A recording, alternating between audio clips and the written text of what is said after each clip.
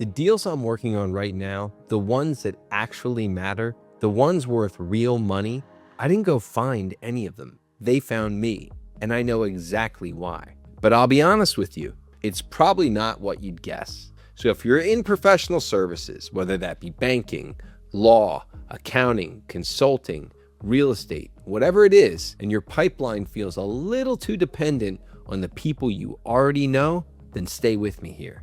Because I've been exactly where you are. The fix isn't a better pitch. It isn't sending more cold emails. And it certainly isn't some clever opening line on LinkedIn. I've watched genuinely talented people grind on all of that for years and still stay completely stuck.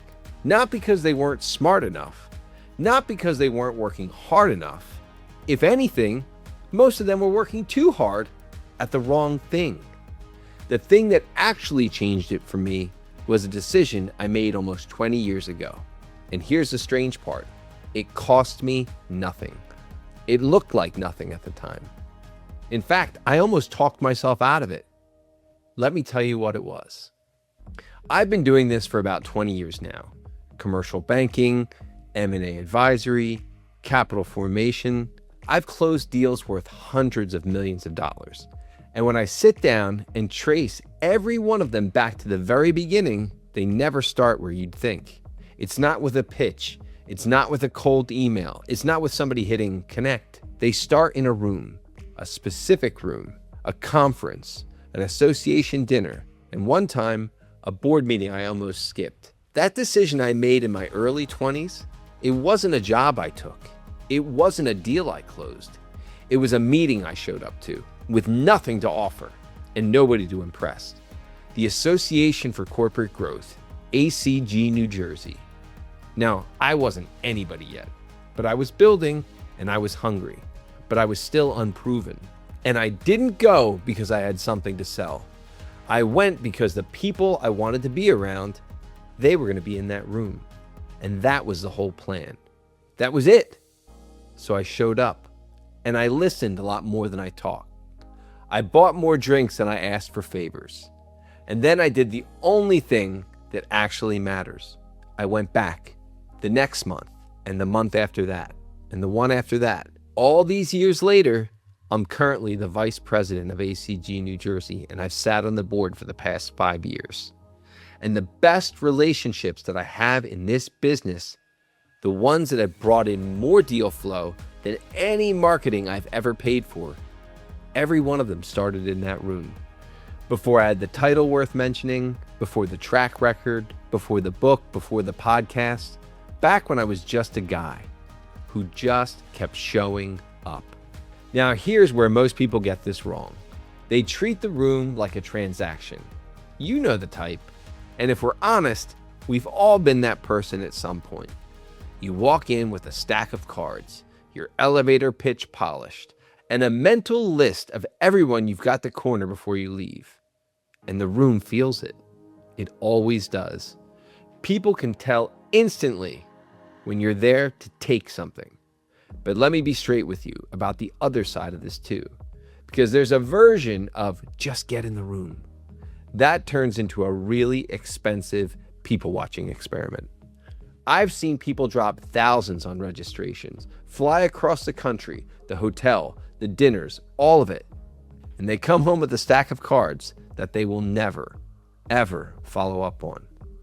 The room was right, but the way they did it was all wrong. Because being in the room isn't the same as being useful in the room. There's a difference between showing up and actually adding something. The real rainmakers I've watched over the years, they don't just attend. They make the introduction nobody else thought to make. They ask the one question in the session that turns into a hallway conversation afterwards. They remember what you told them 6 months ago. They bring it up again over dinner. They're not trying to be the most impressive person in the room. They're trying to be the one that's the most useful. And those are not the same thing. Only one of them builds you a business. Now, when I say give first, I want to be clear about what I mean, because I think people hear that and picture some big, expensive gesture, and it's almost never that. Most of the time, giving first is small. It's making an introduction between two people who should know each other and expect nothing back. It's sending the article that made you think of someone. It's the follow-up note 3 days after the conference that actually references what you talked about, not a copy and paste template. It's being the person who remembers that somebody's kid is applying to college and asking how it went. None of that is impressive. None of it shows up on a scoreboard, and that's exactly why it works. Let me be clear on something, because this gets misunderstood. Giving first is not being a doormat. It's not saying yes to everything, and it's definitely not keeping a quiet little ledger in your head of who owes you what.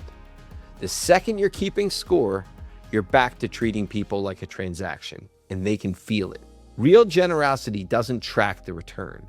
It just trusts that when you put enough good into a room over enough years, some of it finds its way back to you. You're not earning favors. You're becoming the kind of person other people want to send things to. And there's a difference, and it's the whole difference. So let me go one layer deeper here, because this is really the heart of it.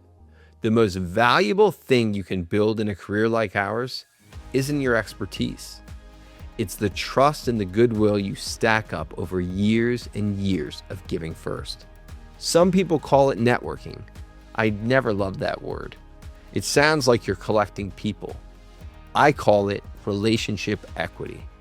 And you can't build relationship equity in a single conversation. It's repeated presence in the same rooms over time, no agenda. And here's the part that trips most of us up though. Relationship equity compounds, but it compounds slowly. Slow is why most people quit somewhere around year 2.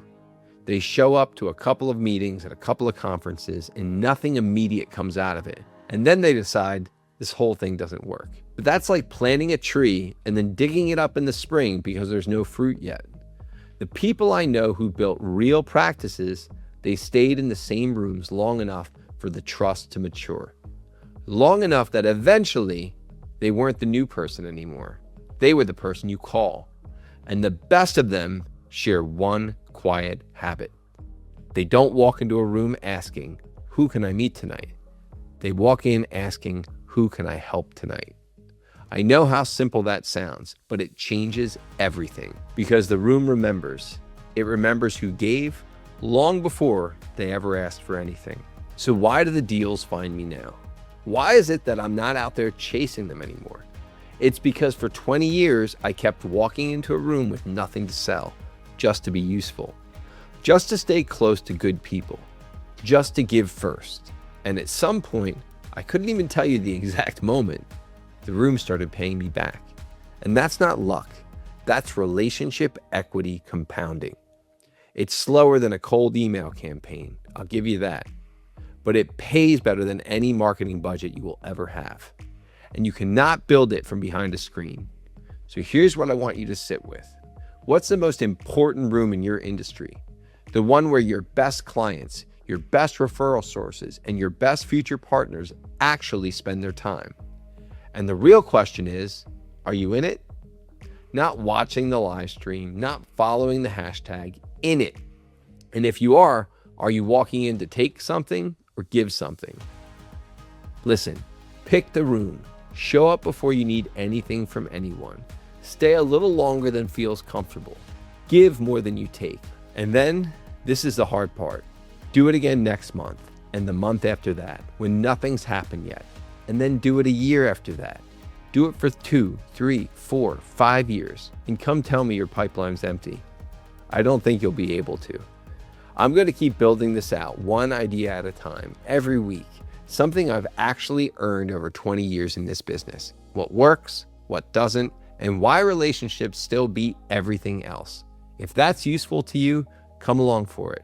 Hit like, subscribe to the channel, and let's continue to build something meaningful together.